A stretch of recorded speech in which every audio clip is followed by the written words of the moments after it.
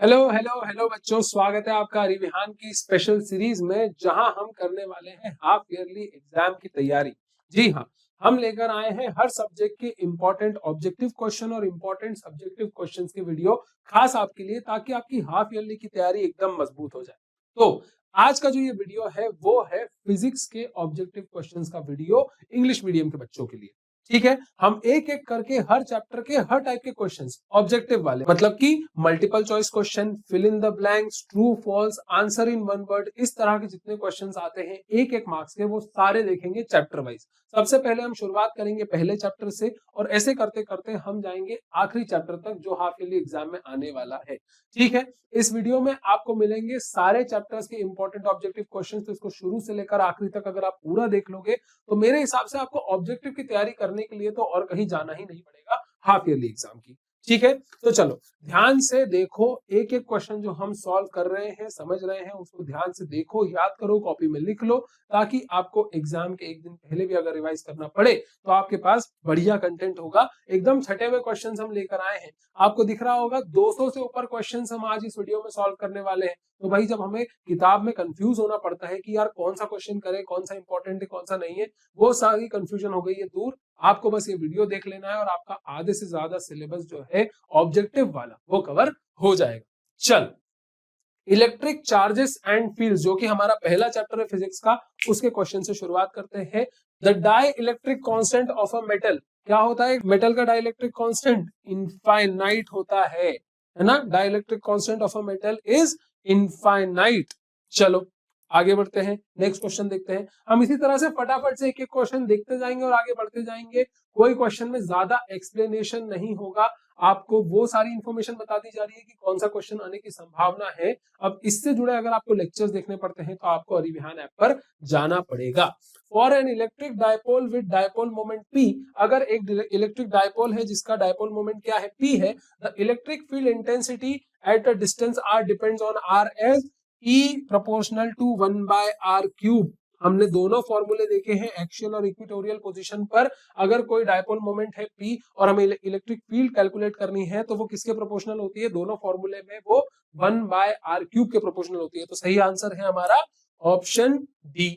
Next question, the value of permittivity of vacuum epsilon not. Permittivity of vacuum की sir हमें value तो याद है कि 8.85 समथिंग होती है, लेकिन यहाँ पर हमें दो ऑप्शंस दिख रहे हैं, 8.85 × 10⁻12 कूलम और 8.85 × 10⁻12 coulomb per newton metre square. तो कूलम तो चार्ज की यूनिट है, तो ये तो गलत हो गया। तो सही आंसर है coulomb square plus coulomb square upon newton metre square. तो option B is the correct answer guys. आई बात समझ में? Option B 8.85 × 10⁻12 coulomb square upon newton metre square. Next question, next question में हमसे पूछा गया है the unit of electric dipole moment. Electric dipole moment की यूनिट क्या होती है? Options, coulomb metre square, coulomb metre cube और coulomb metre to the power 4। तो सही आंसर है कूलम मीटर, क्योंकि चार्ज इनटू डिस्टेंस से निकल कर आता है ना हमारा डायपोल मोमेंट, इलेक्ट्रिक डायपोल। तो फिर डायपोल मोमेंट का फॉर्मूला क्या होगा? कूलम मीटर होगा। तो सही आंसर है ऑप्शन बी, कूलम मीटर। अगला question, fill in the blanks में आ चुके हैं यहाँ पर। The dimensional formula for charge is, dimensional formula for charge, देखो चार्ज क्या होता है, करंट क्या होता है? करंट होता है चार्ज अपॉन टाइम। तो अगर हमें चार्ज का डायमेंशनल फॉर्मूला निकालना है तो हम करंट इंटू टाइम कर सकते हैं, यस कर सकते हैं। और अगर हम करंट इंटू टाइम करेंगे तो करंट का डायमेंशनल फॉर्मूला क्या है? एम्पियर, एक अलग ही लेटर है उसके लिए, एम्पियर की पावर 1। और टाइम का डायमेंशनल फॉर्मूला क्या है? टाइम का डायमेंशनल फॉर्मूला है टी, तो T1। तो Q क्या निकल के आया? A⁻1 T⁻1। इसको आप स्क्वायर ब्रैकेट में डालना ना भूले। और अगर आपसे डायमेंशनल फॉर्मूला पूछा है तो स्क्वायर ब्रैकेट में M0 L0 T1 A1 इस तरह से लिख कर आइएगा।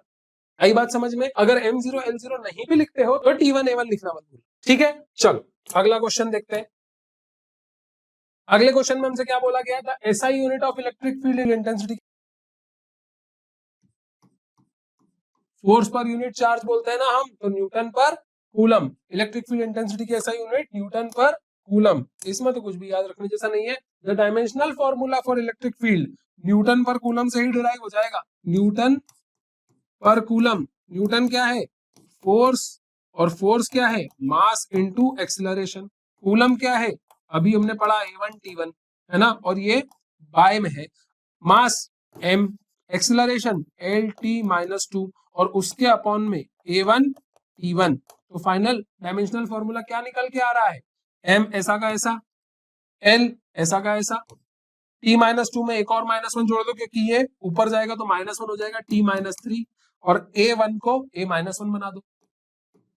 तो डायमेंशनल फॉर्मूला हमारा क्या निकल के आया इलेक्ट्रिक फील्ड का? ML-T-3 A-1।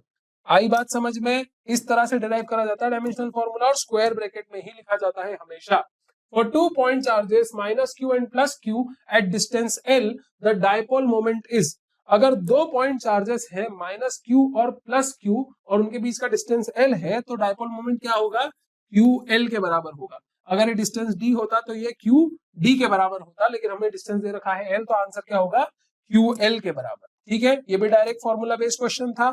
इस तरह के क्वेश्चंस पूछे जरूर जा सकते हैं ना, तो ध्यान से देखो और सारे फॉर्मूला रिवाइज करते चलो। आंसर इन वन वर्ड पे आ गए हैं हम। What is the magnitude of elementary charge? Elementary charge मतलब वो चार्ज जिससे छोटा चार्ज पॉसिबल नहीं है। तो ऐसा कौन सा चार्ज है जिससे छोटा चार्ज पॉसिबल नहीं है? एक इलेक्ट्रॉन का चार्ज, और उसका मैग्नीट्यूड क्या होता है? 1.6 into 10⁻⁻19 coulomb. 1.6 into 10⁻⁻19 coulomb magnitude पूछा है, तो हम 1.6 इंटू 10⁻⁻19 लिख देंगे। अगर हमसे पूछा गया होता चार्ज ऑन एन इलेक्ट्रॉन, तो हम लिखते -1.6 इंटू 10⁻⁻19 कूलम। माइनस तब लगेगा जब हमसे चार्ज पूछा गया है। यहाँ पर मैग्नीट्यूड की बात हुई है, तो हमने मैग्नीट्यूड बता दिया, जिसमें साइन का कोई लेना देना नहीं है। आई बात समझ में? चलिए प्रस्थान करते हैं अगले प्रश्न की ओर। Is electric flux a scalar और वेक्टर क्वांटिटी? इलेक्ट्रिक फ्लक्स क्या एक स्केलर क्वांटिटी है या वेक्टर क्वांटिटी है? और इसकी ऐसा यूनिट क्या है? तो it is a scalar quantity first of all,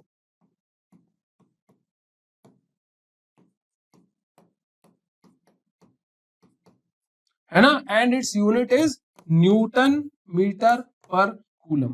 this is its unit. आई बात समझ में? It is a scalar quantity and its unit is newton metre per coulomb. चलो नेक्स्ट क्वेश्चन। नेक्स्ट क्वेश्चन में हमसे क्या पूछा गया है? What is the direction of electric dipole moment? What is the direction of electric dipole moment? From negative charge to positive charge. From negative charge to positive charge. Charge लिखना जरूरी है। आई बात समझ में? इलेक्ट्रिक डायपोल की direction कुछ इस तरह से डिसाइड होती है कि ये मान लो ये डायपोल है, यहाँ नेगेटिव चार्ज है, यहाँ पॉजिटिव चार्ज है, इलेक्ट्रिक फील्ड में रखा जाता है। अब जो टॉर्क लगेगा वो कैसे लगेगा कि इसको सीधा कर दे, है ना। अब ये सीधा जब ये अलाइन हो जाएगा तब इसकी जो डायरेक्शन होगी वो मानी जाएगी। तो नेगेटिव से पॉजिटिव की ओर इसकी डायरेक्शन होती है, नेगेटिव चार्ज से पॉजिटिव चार्ज की ओर। Next question, answer in one word और sentence. What is the value of electric field intensity inside a hollow charge conductor? Electric field intensity की जब बात होती है एक हॉलो कंडक्टर में, तो जीरो लिखने से कभी मत कतराना। हॉलो में हमेशा जीरो ही होगा, है ना। अगर हम एक हॉलो कंडक्टर को इलेक्ट्रिक फील्ड में रख देते हैं, तो उसमें चार्जेस का डिस्ट्रीब्यूशन कुछ इस तरह से होता है कि नेट इलेक्ट्रिक फील्ड उसके अंदर कितनी आती है? जीरो आती है। तो आंसर क्या होगा? जीरो होगा। ट्रू और false? The cause of quantization of charge is transfer of electrons as integral multiples.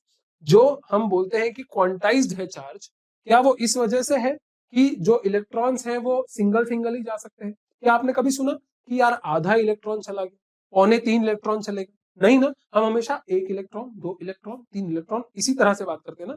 एक इलेक्ट्रॉन उस आयन को ट्रांसफर हो गया, एक उस एटम से उठ के उस एटम में चला गया। एक होता है, 2 होते हैं, 3 होते हैं, फ्रैक्शनल वैल्यूज तो कभी नहीं होती। तो इसीलिए क्वांटाइजेशन ऑफ चार्ज जो है वो इस बेसिस पर है कि एक इलेक्ट्रॉन ही इधर से उधर जा सकता है, आधा नहीं जा सकता, पौना नहीं जा सकता, है ना। तो ये बात तो बिल्कुल सही है। This is a true statement. Clear है सबको? चलिए नेक्स्ट क्वेश्चन में electric field lines do not pass through the interior of a hollow conductor. बिल्कुल सही, अभी अभी हमने पढ़ा था। रिपीटेड क्वेश्चंस है यार, रिपीटेड क्वेश्चंस है, और ये रिपीटेड क्वेश्चंस इसीलिए है ताकि आपको ये समझा सके कि हाफ ईयरली एग्जाम में कोई भी क्वेश्चन किसी भी तरह से आ सकता है ना। कभी वो question fill in the blanks के रूप में आ जाएगा आपके सामने, कभी वो ट्रू फॉल्स के रूप में आ जाएगा, मैच इसके फॉर्म में आ जाएगा, आंसर इन वन वर्ड के फॉर्म में आ जाएगा।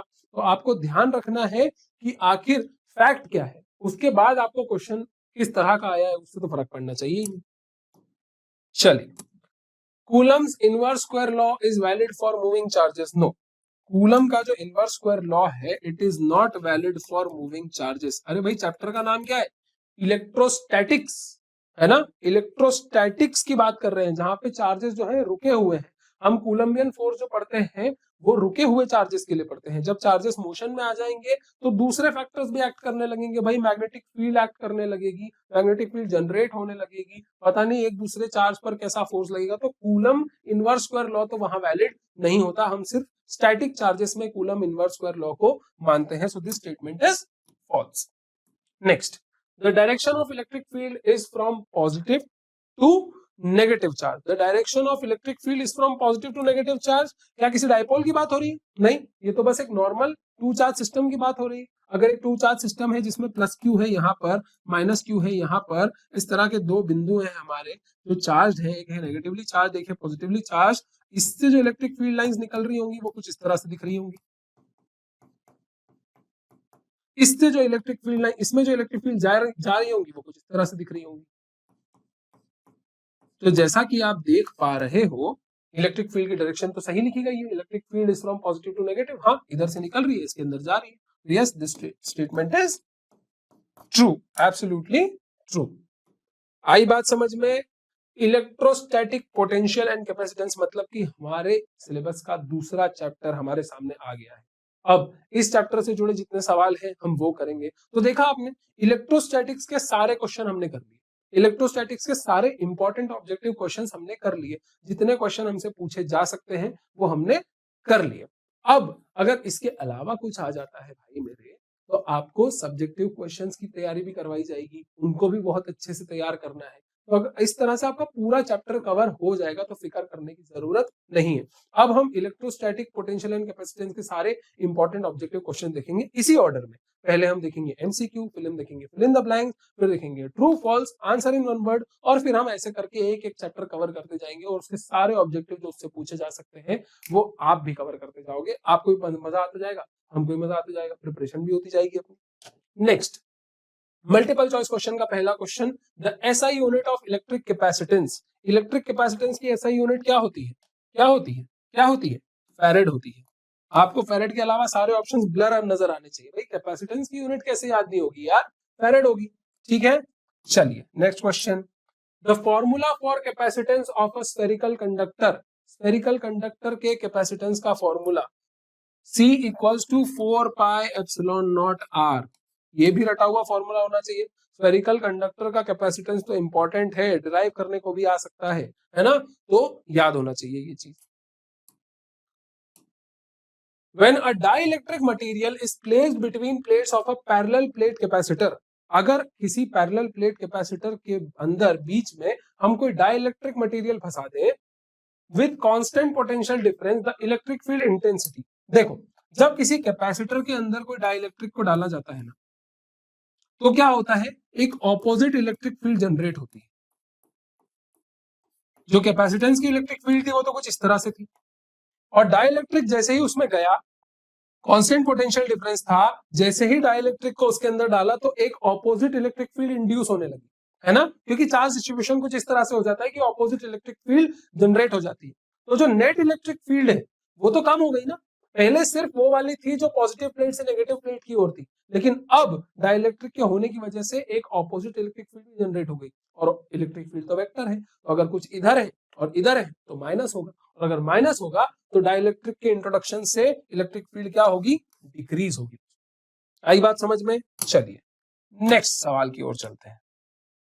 When the distance between plates of a parallel plate capacitor, एक पैरेलल प्लेट कैपेसिटर के बीच में की जो प्लेट्स होती हैं उनका डिस्टेंस अगर कम कर दिया गया है, sorry increases it's capacitance also what, इसके कैपेसिटेंस पर क्या फर्क पड़ेगा? तो देखो हमारे पैरेलल प्लेट कैपेसिटर का जो फॉर्मूला होता है कैपेसिटेंस का वो क्या होता है, epsilon not A by D.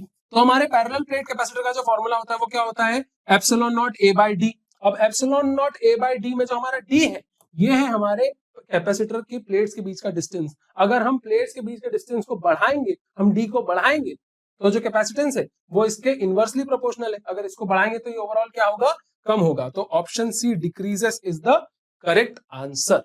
ठीक है, चलिए बढ़ते हैं नेक्स्ट क्वेश्चन की ओर। नेक्स्ट क्वेश्चन हमसे क्या कह रहा है, फिल इन द ब्लैंक।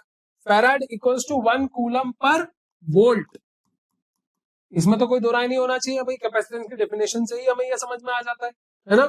चलो next question, next fill in the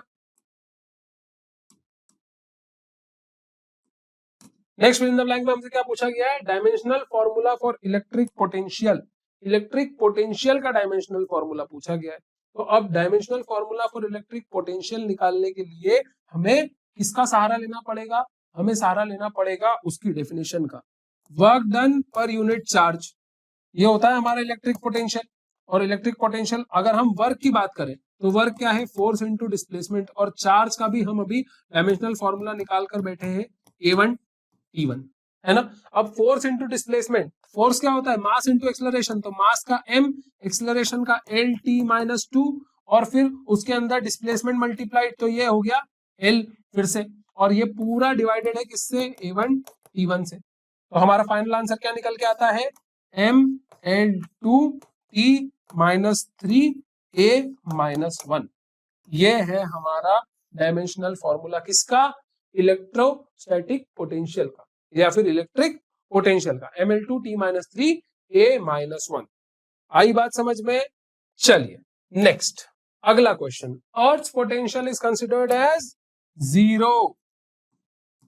earth का जो पोटेंशियल है वो कितना माना जाता है, 0 माना जाता है।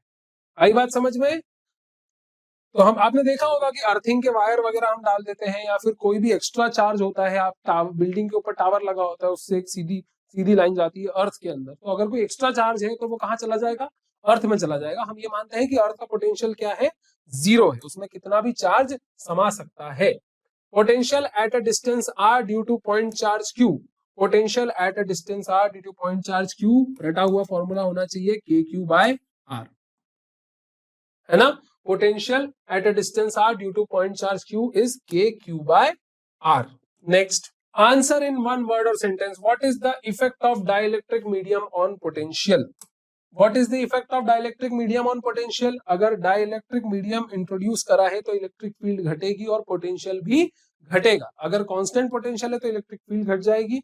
अगर डाइलेक्ट्रिक मटेरियल इंट्रोड्यूस करा है तो पोटेंशियल भी ड्रॉप होगा। The effect of dielectric material on potential is that it decreases on introducing dielectric material.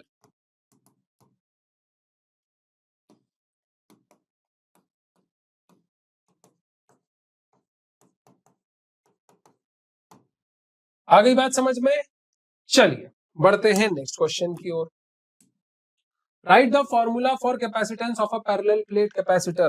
Parallel plate capacitor का फॉर्मूला अभी हमने देखा था एक जगह, एप्सिलॉन नॉट A/D। बस ये रहा formula capacitance of a parallel plate capacitor, जिसमें A जो है उस कैपेसिटर की प्लेट्स का एरिया है और D जो है वो उन दो प्लेट्स के बीच का डिस्टेंस है। Next, when are capacitors connected in series? When are capacitors connected in series? When minimum possible capacitance is required. आपको ये बात रेजिस्टेंस के कॉम्बिनेशन से भी पता है कि हम रेजिस्टेंस के कॉम्बिनेशन को क्या लिखते हैं, R1 plus R2 plus R3 जब वो सीरीज में होते हैं। कैपेसिटेंस के कॉम्बिनेशन को हम जब वो सीरीज में होते हैं तो क्या लिखते हैं, 1/C1 plus 1/C2 plus 1/C3, है ना। तो जो मिनिमम पॉसिबल होता है इस केस में अगर हम सीरीज में कनेक्ट करते हैं तो इससे क्या निकल के आता है, मिनिमम पॉसिबल, मतलब कि C1 C2 C3 में से जो सबसे छोटा कैपेसिटेंस होगा उससे भी छोटी वैल्यू निकल कर आएगी इसका आंसर। ठीक है, तो जब हमें सबसे मिनिमम पॉसिबल कैपेसिटेंस चाहिए होता है तब हम बात करते हैं सीरीज कॉम्बिनेशन ऑफ कैपेसिटर्स। ठीक है, और अगर हमें मैक्सिमम पॉसिबल कैपेसिटेंस चाहिए तो हम बात करेंगे पैरेलल कॉम्बिनेशन ऑफ कैपेसिटर्स की। याद रहे, रेजिस्टेंसेस में और कैपेसिटर्स में जो कनेक्शन है वो उल्टा है, मतलब कि रेजिस्टेंस को अगर हम सीरीज में कनेक्ट करेंगे तो ये फॉर्मूला लगेगा, लेकिन कैपेसिटर्स को अगर हम सीरीज में कनेक्ट करेंगे तो वैसा फॉर्मूला लगेगा जैसा रेजिस्टेंसेस को पैरेलल में कनेक्ट करने पर लगता है।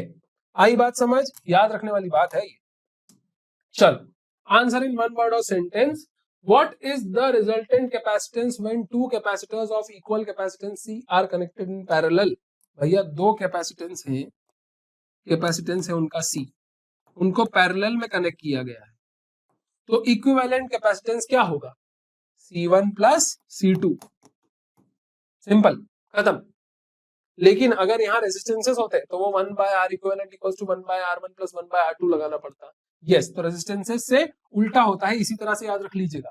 तो अगर दो कैपेसिटर्स हैं, ये भी C है और ये भी C है, तो आंसर क्या हो गया हमारा, 2C हो गया। जो फॉर्मूला यूज करो वो लिख जरूर देना, ठीक है, वरना नंबर काट लिए जाएंगे फालतू के। ट्रू और फॉल्स, सही या गलत। The potential of a charged conductor depends on the nature of conductor material. नहीं, फॉल्स है ये तो। भाई पोटेंशियल उसके नेचर पे कैसे डिपेंड करता है, जितना आप उसे चार्ज दोगे, जितना आप उसे चार्ज करोगे, जितना पोटेंशियल डिफरेंस अप्लाई करोगे, उसके बेसिस पे पोटेंशियल डिसाइड होगा, है ना। ये क्या बात हुई कि उसके नेचर पे डिपेंड करेगा, तो ये तो फॉल्स स्टेटमेंट है। A conductor can be given unlimited charge, किसी कंडक्टर को अनलिमिटेड चार्ज दिया जा सकता है क्या, नहीं। जैसे बाल्टी में पानी भरते भरते वो एक टाइम पर भर जाती है, वैसे ये कंडक्टर जिसमें इनफाइनाइट इलेक्ट्रॉन्स है, इनफाइनाइट तो नहीं, बहुत सारे इलेक्ट्रॉन्स हैं, बहुत ज्यादा नंबर में इलेक्ट्रॉन्स हैं, लेकिन फिर भी उसकी कुछ तो लिमिट है ना। एक ही ऐसी चीज है जिसे हम इनफाइनाइट चार्ज दे सकते हैं, वो है अर्थ, क्योंकि अर्थ का पोटेंशियल बहुत ज्यादा है, सॉरी जीरो है, मतलब अर्थ की कैपेसिटी बहुत ज्यादा है। ठीक है, अर्थ का पोटेंशियल जीरो है, कैपेसिटी बहुत ज्यादा है, तो हम उसे इनफाइनाइट चार्ज दे सकते हैं, लेकिन किसी भी कंडक्टर को अनलिमिटेड चार्ज नहीं दिया जा सकता। वो एक टाइम पर आके चार्ज लेना बंद कर देगा, क्योंकि चार्ज क्या है, फ्री इलेक्ट्रॉन्स का ट्रांसफर ही तो है। तो या तो उसके पास से तुम सारे फ्री इलेक्ट्रॉन्स निकाल लोगे, या उसके अंदर जितनी जगह होगी उसमें इलेक्ट्रॉन भर दोगे, है ना, पर किसी टाइम पे तो सैचुरेट हो जाएगा मामला। आई बात समझ में। Capacitors are connected in series when capacitance needs to be increased, no. Capacitors are connected in series when capacitance needs to be decreased. So this is also a false statement. Okay, got it. चलो आगे बढ़ते हैं। Electric potential due to a dipole in an equatorial position is zero. Yes, true, क्योंकि वो आपस में cancel हो जाता है। जब हमने फॉर्मूला डिराइव करा था तो पढ़ा था कि दो डाइपोल की वजह से इक्वेटोरियल पोजीशन पे जो फाइनल हमारा इलेक्ट्रिक पोटेंशियल होता है वो इसकी वजह से नेगेटिव होता है, इसकी वजह से पॉजिटिव होता है, और आपस में कैंसिल आउट हो जाता है, आंसर आ जाता है जीरो। आई बात समझ में, तो this is a true statement. Next we have current electricity. चलिए इसके क्वेश्चंस भी देख लेते हैं। अब बारी है करंट इलेक्ट्रिसिटी, मतलब कि हमारे थर्ड चैप्टर की। ठीक है, तो करंट इलेक्ट्रिसिटी का पहला क्वेश्चन हमसे क्या कहता है, the specific resistance of a wire depends on. Specific resistance, याद रखिए स्पेसिफिक रेजिस्टेंस क्या होता है, रो होता है ना, और ये सिर्फ और सिर्फ वायर के मटेरियल पे डिपेंड करता है। जब हम रेजिस्टेंस की बात करते हैं तो वो होता है रो एल बाय ए, और ये लेंथ और एरिया पर भी डिपेंड करता है। मतलब कि रेजिस्टेंस, रेजिस्टिविटी तो है मटेरियल की इनहेरेंट प्रॉपर्टी, गोल्ड की, सिल्वर की, कॉपर की अपनी अपनी रेजिस्टिविटी होती है, और ये उसकी लंबाई, चौड़ाई, एरिया, मास वगैरह पे डिपेंड नहीं करती, ये सिर्फ और सिर्फ उस मटेरियल पे डिपेंड करती है। आई बात समझ में। चलिए नेक्स्ट क्वेश्चन की ओर बढ़ते हैं। Next question, which of the shows ohmic resistance, इनमें से क्या एक ओमिक रेजिस्टेंस है। ओमिक रेजिस्टेंस का मतलब क्या होता है, वो रेजिस्टेंस जो कि ओम्स लॉ को फॉलो करता है। ठीक है, तो जब आप आगे सेमीकंडक्टर्स वगैरह पढ़ोगे तब आपको समझ में आएगा कि जंक्शन डायोड, एलईडी और ट्रांजिस्टर ये तो सब सेमीकंडक्टिंग मटेरियल से बनते हैं, और ये ओमिक रेजिस्टेंसेस नहीं होते। ओमिक रेजिस्टेंस है हमारा कॉपर वायर। ठीक है, तो copper wire is the correct answer. Multiple choice question के नेक्स्ट क्वेश्चन में हमारे पास है on increasing temperature resistance decreases इन, इनमें से किस में टेम्परेचर बढ़ाने पर रेजिस्टेंस जो है कम होता है? तो ऐसा सिर्फ तभी हो सकता है जब टेम्परेचर कोएफिशिएंट क्या हो, टेम्परेचर कोएफिशिएंट जो होता है किसी सब्सटेंस का, कि टेम्परेचर बढ़ाने पर रेजिस्टेंस पर क्या फर्क पड़ेगा, अगर वो नेगेटिव है, टेम्परेचर कोएफिशिएंट अगर नेगेटिव है, उस केस में आपको देखने को मिलेगा कि टेम्परेचर बढ़ाने पर रेजिस्टेंस कम होता है, और ये होता है सेमीकंडक्टर्स एंड इंसुलेटर्स में। क्योंकि जब हम टेम्परेचर बढ़ाते हैं तो कई सारी चीजें अफेक्ट होती हैं, है ना, उसकी लेंथ और एरिया बढ़ सकता है, उसके ड्रिफ्ट वेलोसिटी पे डिफरेंस आ सकता है, तो उन सारे फैक्टर्स को कंसिडर करके टेम्परेचर कोएफिशिएंट निकाला जाता है, और ये जिनका नेगेटिव होता है उसमें ऐसा देखा जाता है कि अगर टेम्परेचर बढ़ाया तो रेजिस्टेंस कम होगा। तो सही आंसर है ऑप्शन ए, सेमीकंडक्टर्स। चलिए आगे बढ़ते हैं। The SI unit of current density, current density मतलब current per unit area, current per unit area देख लो भाई, करंट की यूनिट कहाँ है, एम्पियर, यूनिट एरिया की यूनिट क्या है, मीटर स्क्वायर, तो फाइनल आंसर क्या हो गया, option B, ampere per metre square. Current density की यूनिट क्या है, ampere per metre square. According to dash law, according to dash law, current is proportional to potential difference if physical condition remains unchanged।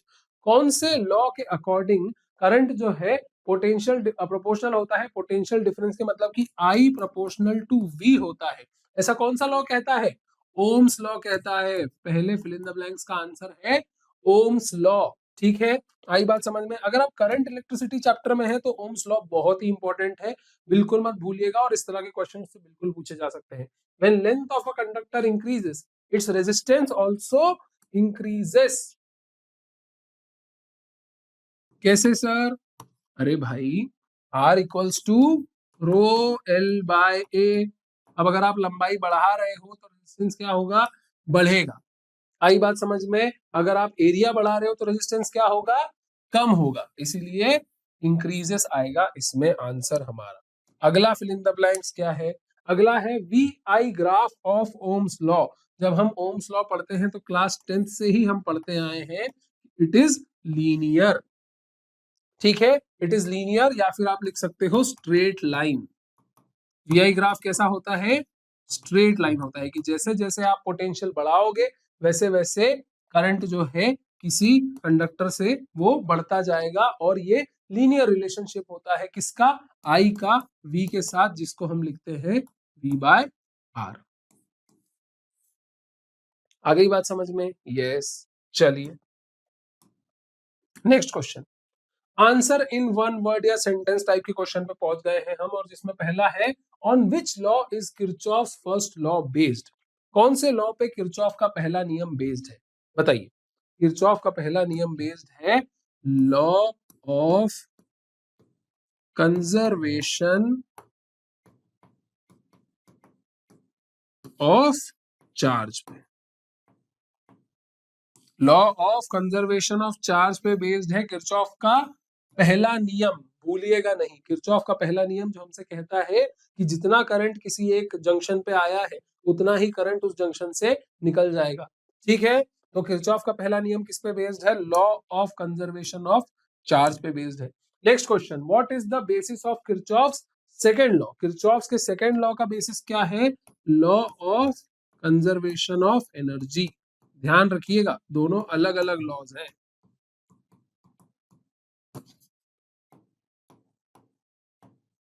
Law of conservation of energy. ठीक है, चलिए आगे बढ़ते हैं। What is the direction of electric current. Electric current की direction क्या होती है, the direction of electric current is opposite to the direction of flow of electrons. ठीक है, इलेक्ट्रॉन के फ्लो के विपरीत दिशा में ऑपोजिट डायरेक्शन में ही direction of flow of current को डिफाइन किया जाता है। ठीक है, आप पॉजिटिव टू नेगेटिव टर्मिनल बोल सकते हो, लेकिन उसमें भी क्लियर नहीं होता कि भैया क्या पॉजिटिव टू नेगेटिव टर्मिनल क्या। लेकिन अगर आप बोलोगे कि किसी कंडक्टर में इलेक्ट्रॉन्स के मूव होने के डायरेक्शन के ऑपोजिट डायरेक्शन में करंट फ्लो होता है, तो ये हर जगह वैलिड है। आई बात समझ में? तो आंसर में ये ही लिखिएगा। चलिए नेक्स्ट क्वेश्चन की ओर बढ़ते हैं। Right the SI unit of electric power. Electric power की एसआई यूनिट क्या है? जबान पे रटी होनी चाहिए। पावर की यूनिट है वॉट। क्या है पावर की एसआई यूनिट? वॉट। आई बात समझ में? चलो next question. What is the difference of temperature on drift velocity? Effect of temperature on drift velocity क्या होगा? सोचो सोचो। इफेक्ट ऑफ टेम्परेचर मतलब कि टेम्परेचर बढ़ाने पर ड्रिफ्ट वेलोसिटी बढ़ेगी, टेम्परेचर घटाने पर ड्रिफ्ट वेलोसिटी कम होगी, क्या होगा? देखो, जब आप किसी कंडक्टर को हीट प्रोवाइड करते हो, उसका टेम्परेचर बढ़ाते हो, तो उसके अंदर के जो इलेक्ट्रॉन्स होते हैं वो और ज्यादा तेजी से मूव करने लगते हैं, और अगर वो और ज्यादा तेजी से मूव करने लगेंगे तो वो और ज्यादा कोलाइड करने लगेंगे दूसरे पार्टिकल से, और अगर वो ज्यादा कोलाइड करने लगेंगे तो उनकी जो ड्रिफ्ट वेलोसिटी है, जो एवरेज ड्रिफ्ट वेलोसिटी है, वो कम हो जाएगी। तो ऑन इंक्रीजिंग द टेम्परेचर,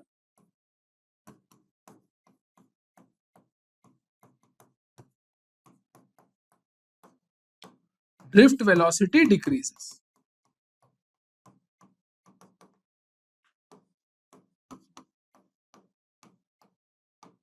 आई बात समझ में? टेम्परेचर बढ़ाने पर ड्रिफ्ट वेलोसिटी कम होगी क्योंकि उनके नंबर ऑफ कोलिजन्स बढ़ जाएंगे।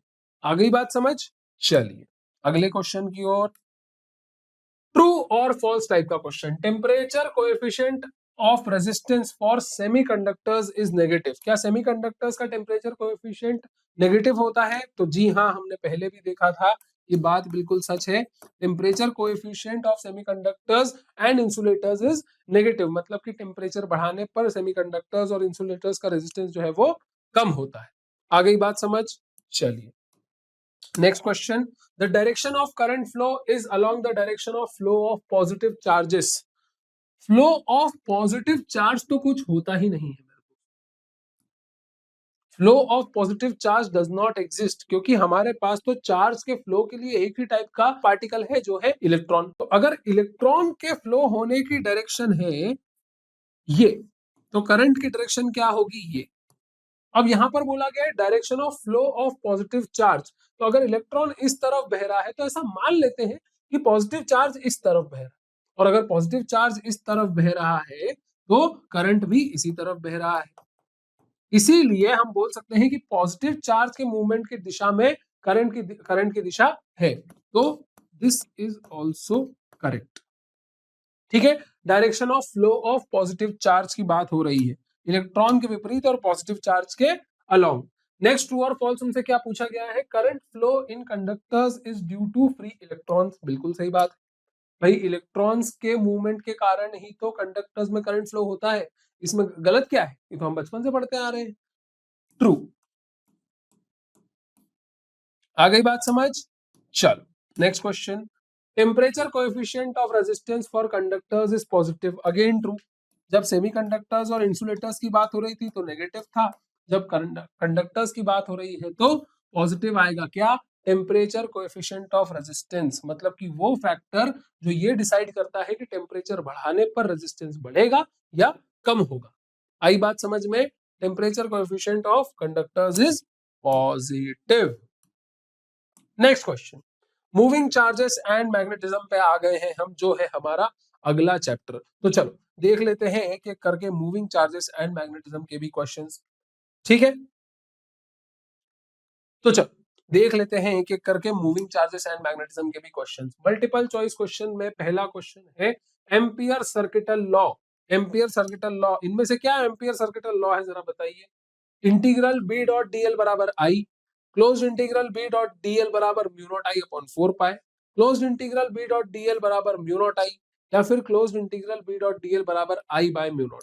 तो आई बाय म्यू नॉट तो बिल्कुल नहीं है, म्यू नॉट आई बाय 4 पाई और आई।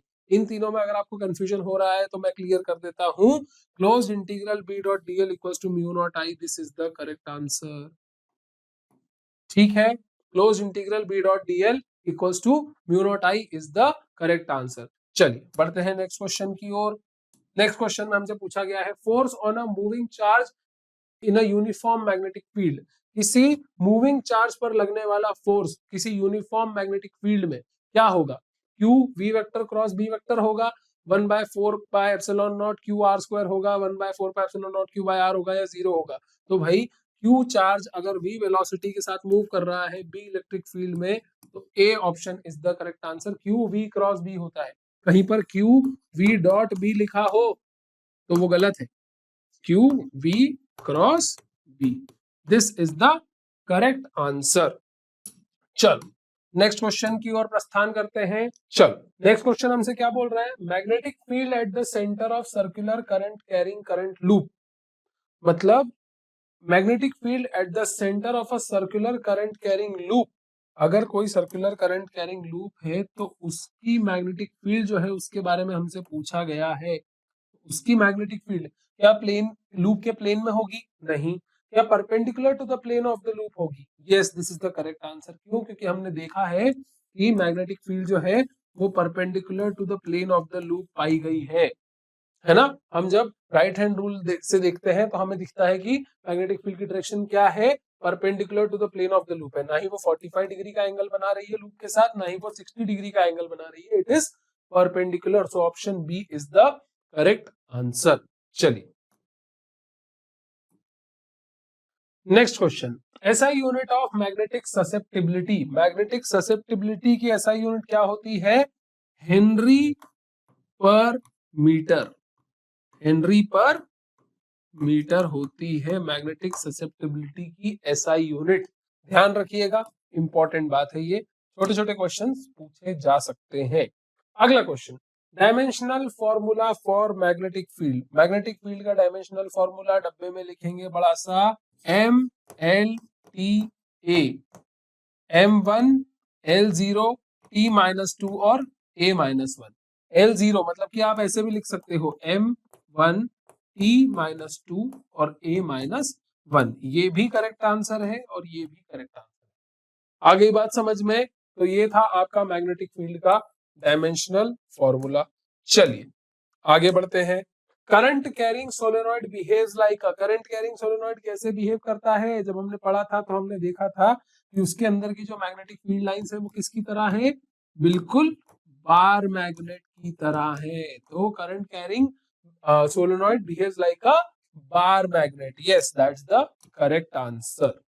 अगला question, magnetic field is a vector quantity. क्यों भाई? क्योंकि उसके पास मैग्नीट्यूड भी है और डायरेक्शन भी है। मैग्नेटिक फील्ड की डायरेक्शन तो होती है, उसका मैग्नीट्यूड भी होता ही है।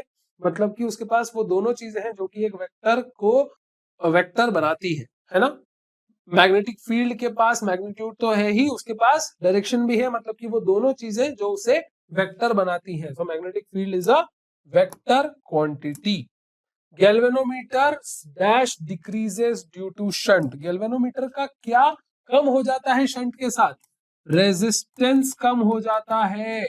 गैल्वेनोमीटर का रेजिस्टेंस शंट लगाने से कम हो जाता है, सेंसिटिविटी बढ़ जाती है। तो resistance is the correct answer. The resistance of an ideal volt meter. एक आइडियल वोल्ट मीटर का रेजिस्टेंस कितना होना चाहिए? इनफाइनाइट होना चाहिए मेरे दोस्त, जीरो नहीं। आइडियल वोल्ट मीटर का जो रेजिस्टेंस है वो कैसा होना चाहिए? इनफाइनाइट होना चाहिए। आ गई बात समझ? ठीक है sir.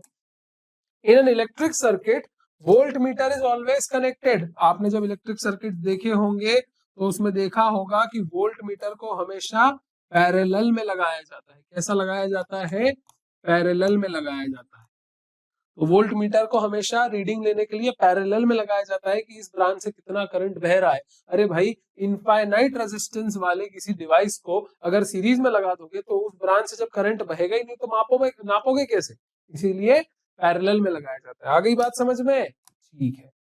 Next question, answer in one word type के क्वेश्चन आ गए हैं हमारे सामने। What field is produced by a moving charge. एक मूविंग चार्ज जो है वो कौन कौन से टाइप की फील्ड प्रोड्यूस करता है? Both electric field and magnetic field. ठीक है। एक मूविंग चार्ज जो है वो इलेक्ट्रिक फील्ड भी प्रोड्यूस करता है और मैग्नेटिक फील्ड भी प्रोड्यूस करता है। बढ़ते हैं अगले क्वेश्चन की ओर। How is an ammeter converted into voltmeter? एक एमीटर को, मतलब कि एक ऐसे डिवाइस को जो करंट नापता है, उसको कैसे वोल्ट मीटर में कन्वर्ट किया जा सकता है? Bye connecting large resistance in series. ठीक है, एक बड़े रेजिस्टेंस को सीरीज में लगाकर एक एम मीटर को वोल्ट मीटर में कन्वर्ट किया जा सकता है। दोस्तों ध्यान रखिएगा। What force acts on a charged particle moving in a magnetic field? क्या नाम दिया गया है उस फोर्स को जो कि एक चार्ज पार्टिकल पर लगता है जब एक चार्ज पार्टिकल मैग्नेटिक फील्ड में मूव कर रहा होता है? Lawrence force. ये छोटी छोटी चीजें जो मैंने आपको लेक्चर पढ़ाते वक्त हल्के में बता दी थी, उन हल्के हल्की चीजों पर ही क्वेश्चन पूछा जाता है कि किस फोर्स का क्या नाम है, किस क्वांटिटी की यूनिट क्या है, उसका डायमेंशनल फॉर्मूला क्या है। तो अगर आप इन सारी बारीकियों पे ध्यान दोगे हर चैप्टर की, तो आपके लिए बहुत आसान होगा हाफ ईयरली एग्जाम को क्रैक करना, खास करके ऑब्जेक्टिव क्वेश्चंस क्रैक करना। ठीक है, तो इस तरह के क्वेश्चन जिसमें किसी फोर्स का नाम पूछा गया है, किसने कोई सी चीज कब डिस्कवर करी थी, उस इंसान का नाम पूछा गया है जिसने डिस्कवर करी थी, उसकी क्या प्रॉपर्टी होती है, ये सारी चीजें जो है वो आपसे पूछी जा सकती हैं ऑब्जेक्टिव टाइप क्वेश्चंस में, जैसा कि आप देख सकते हैं। ट्रू और फॉल्स पे आ गए हैं हम। ट्रू और फॉल्स में पहला क्वेश्चन है, unit of magnetic field is weber per metre square. Yes, it is true. Weber per metre square is the unit of magnetic field and it is also known as Tesla.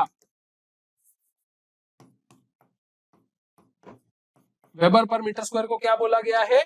Tesla भी बोला गया है दोस्तों।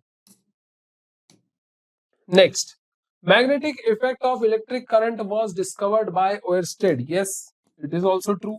हमने जब magnetic effect of electric current पढ़ा था तो हमने देखा था कि ओयरस्टेड ने एक्सपेरिमेंट करते करते मैग्नेटिक नीडल के डिफ्लेक्शन को ऑब्जर्व किया था जब वो करंट फ्लो करवा रहे थे किसी सर्किट में। तो यस, इट वाज ओयरस्टेड, बिल्कुल सही बात है। It is also true. Direction of magnetic force on current carrying conductor is given by Fleming's left hand rule. क्या direction of magnetic force on a current carrying conductor Fleming के left hand rule द्वारा दिया जाता है? Yes, it's true. Fleming's का left hand rule ही हम use करते हैं। चलिए आगे बढ़ा जाए। मैग्नेटिज्म एंड मैटर पे आ गए हैं हम, जो कि है हमारा 5th chapter, magnetism and matter, जिसमें हम पढ़ते हैं फेरोमैग्नेटिक, डायमैग्नेटिक, है ना, पैरामैग्नेटिक, इन सब चीजों के बारे में, अलग अलग टाइप के मैग्नेटिक मटेरियल्स के बारे में। तो चलो पहला क्वेश्चन देखते हैं मैग्नेटिज्म एंड मैटर का। मल्टीपल चॉइस क्वेश्चन है।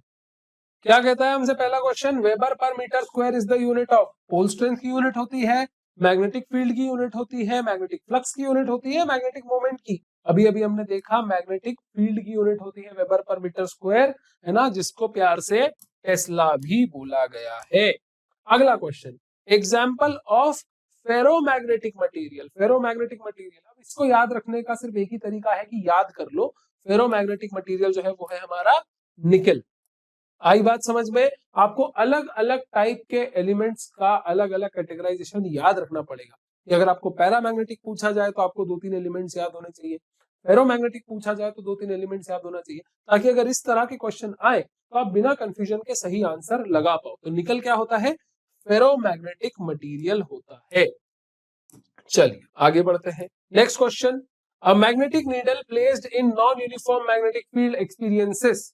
अगर एक मैग्नेटिक नीडल को, अब यहां पर ध्यान देने वाली बात है दोस्त, यहां पर मैग्नेटिक नीडल बोला है, यहां पर कंडक्टर नहीं बोला, मैग्नेटिक नीडल बोला है, is placed in a non uniform magnetic field. एक नॉन यूनिफॉर्म मैग्नेटिक फील्ड है जो कि, जिसमें कि मैग्नेटिक फील्ड किसी एक पॉइंट पर कुछ और है, किसी एक पॉइंट पर कुछ और है, कुछ और है, कुछ और है, ऐसे करके वेरी कर रही है हर जगह, यूनिफॉर्मिटी नहीं है ना। और उसमें तुमने एक मैग्नेटिक नीडल को छोड़ दिया, तो फिर क्या एक्सपेक्टेड है? क्या उस पर फोर्स और टॉर्क दोनों लगेंगे? फोर्स लगेगा, टॉर्क नहीं लगेगा, टॉर्क लगेगा, फोर्स नहीं लगेगा, या ना ही फोर्स लगेगा, टॉर्क भी नहीं लगेगा, दोनों नहीं लगेंगे? तो सही आंसर है कि दोनों लगेंगे।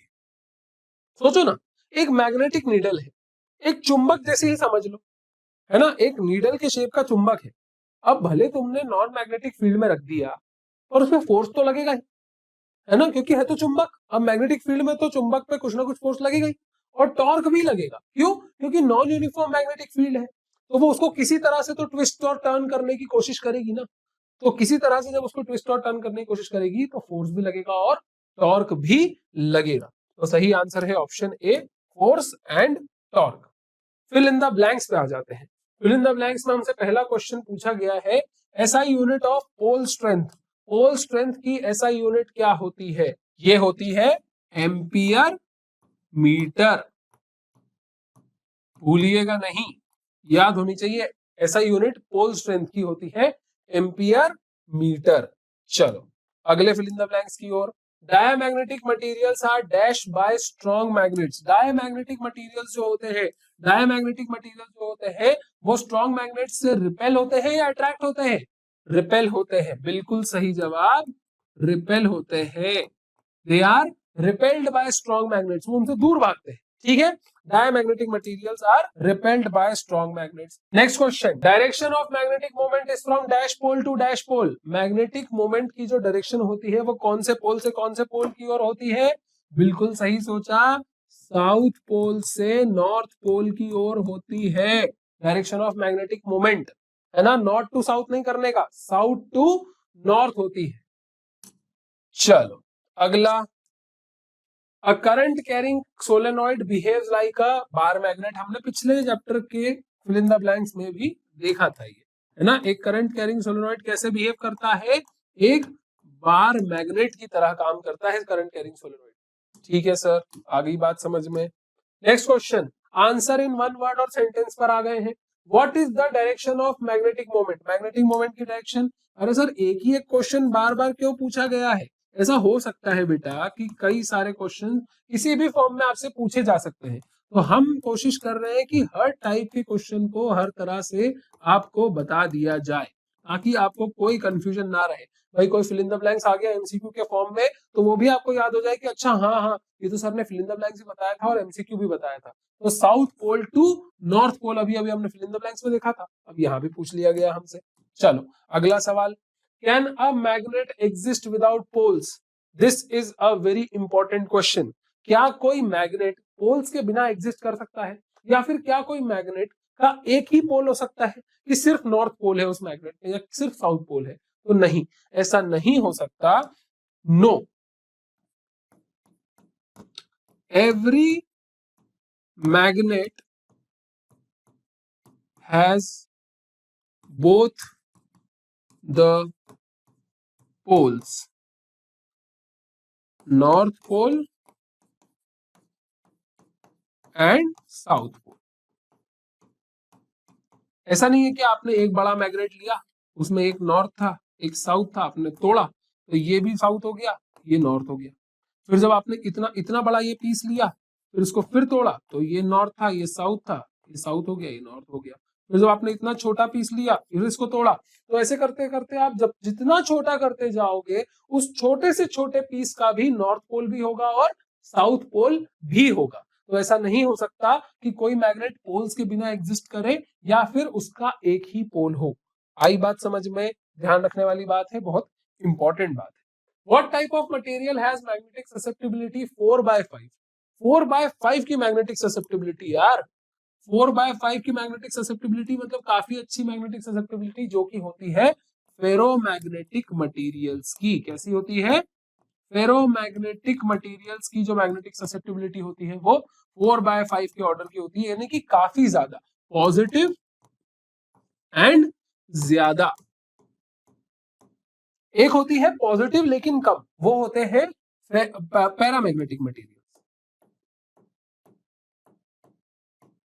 जो पैरामैग्नेटिक मटेरियल्स होते हैं उनकी होती है 1/5 2/5 के ऑर्डर, है ना, इस ऑर्डर की होती है। तो पॉजिटिव तो होती है लेकिन कम होती है, और डायमैग्नेटिक की तो नेगेटिव होती है। आएगा अभी आगे क्वेश्चन डायमैग्नेटिक का, ये आ गया।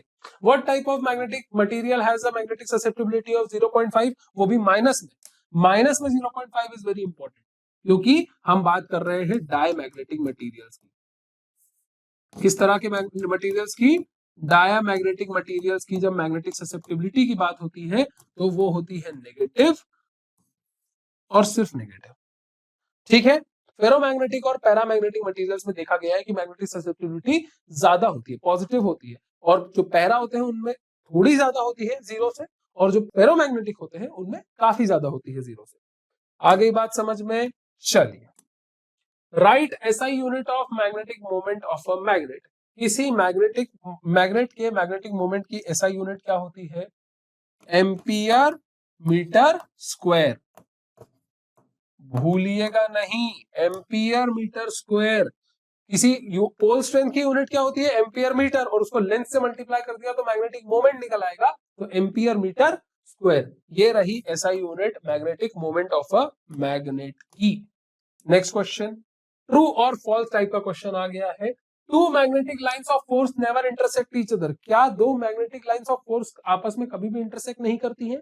नहीं करती हैं। हमने जब मैग्नेट्स के बारे में भी पढ़ा था तो हमने देखा था कि अगर हम मैग्नेटिक लाइंस ऑफ फोर्स की बात करें तो वो कभी भी आपस में इंटरसेक्ट नहीं कर सकती। वो एक जगह ऐसे जाके इकट्ठा हो जरूर जाती है, लेकिन वो इंटरसेक्ट कभी नहीं करती। और मैंने आपको जब पढ़ाया था तो मैंने रीजन बताया था कि मैग्नेटिक फील्ड लाइंस अगर किसी पॉइंट पर इंटरसेक्ट कर जाएंगी तो हम इस पॉइंट पर मैग्नेटिक फील्ड, तो हम उस पॉइंट ऑफ इंटरसेक्शन पर मैग्नेटिक फील्ड जो है उसकी डायरेक्शन नहीं बता पाएंगे, क्योंकि किसी भी पॉइंट पर टेंजेंट ड्रॉ करने से हमको मैग्नेटिक फील्ड की डायरेक्शन मिल जाती है। अब अगर पॉइंट ऑफ इंटरसेक्शन आ जाएगा तो आप उस पर टेंजेंट कैसे ड्रॉ करोगे? तो पॉसिबल ही नहीं होगा मैग्नेटिक फील्ड की डायरेक्शन पता लगा पाना उस पॉइंट पे। इसीलिए मैग्नेटिक फील्ड लाइंस का इंटरसेक्ट होना इम्पॉसिबल है। आई बात समझ में? चलिए, two homogeneous magnetic poles with equal pole strength. दो एक जैसे मैग्नेटिक पोल्स जिनकी स्ट्रेंथ भी इक्वल है फॉर्म अ मैग्नेटिक डायपोल। हाँ, मैग्नेटिक डायपोल तो दो ऐसे होमोजीनियस मैग्नेटिक पोल से मिलकर ही बनता है जिनकी पोल स्ट्रेंथ सही हो। तो ये तो ट्रू है, बिल्कुल सही बात है ना? बिल्कुल सही बात। पिछले क्वेश्चन में हमने क्या आंसर नहीं देखा कि वो ट्रू है या फॉल्स है? Two magnetic never intersect each other, yes this is also true, है ना? मैंने शायद आपको लिखकर नहीं बताया, but this is also true, ऐसा नहीं हो सकता। चलिए आगे बढ़ते हैं। Diamagnetic materials are repelled by strong magnetic fields, strong magnetic field, yes. Diamagnetic materials जो है वो स्ट्रॉन्ग मैग्नेटिक फील्ड से दूर भागते हैं। This is also a statement which is true. ये बात भी बिल्कुल सही है। ठीक है, चलो नेक्स्ट, इलेक्ट्रोमैग्नेटिक इंडक्शन नाम का चैप्टर हमने शुरू कर दिया है। इलेक्ट्रोमैग्नेटिक इंडक्शन है हमारा नेक्स्ट चैप्टर, जो काफी इंपॉर्टेंट चैप्टर है। इंपॉर्टेंट क्वेश्चन का वीडियो देख लिया क्या? आधा ही था? अरे अरिविहान आपको हाफ ईयरली की आधी तैयारी थोड़ी कराएगा, हम कराएंगे आपको हाफ ईयरली की पूरी तैयारी, जो कि मिलेगी आपको अरिविहान एप्लीकेशन पर।